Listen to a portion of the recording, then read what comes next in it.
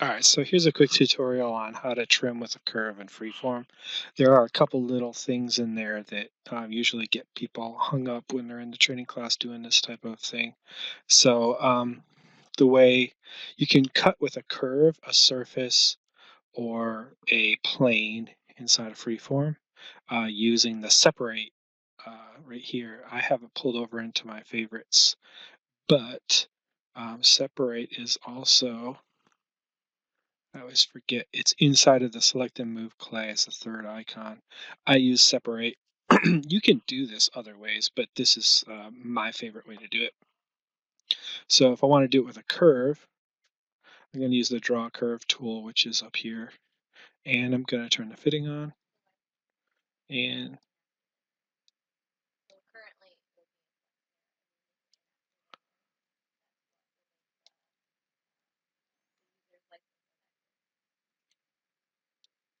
so there's my curve. And then you come over to Separate, and this is where we were talking about the different options here. So I can do with curve, plane, or surface patch. So curve, the way it works is you select the curve first, then you come over to apply. You hit the apply button and nothing happens. So what you have to do from there is touch the clay and click, and that kind of like activates the Separate. And in the background, what it's really doing is it's like creating a surface and cutting it anyway. So that's how you do it with a curve. While we're at it, let's just do with a plane too. So come over, just create a plane. That we'll just cut right there.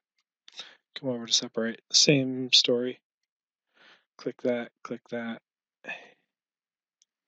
and then, so that separates it. And then if you wanted to do a surface, one thing that you can do is turn the fitting on.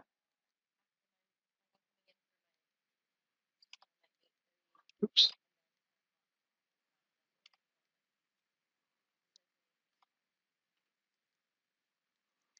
So there, I just drew 3D curves in space using the haptic. And then just make a surface patch. So I'll come over here, use patches, create patch, like that. Which, by the way, this is like the most flexible way of doing it because the surface patch updates as you move these. So if you wanted to move around the cut plane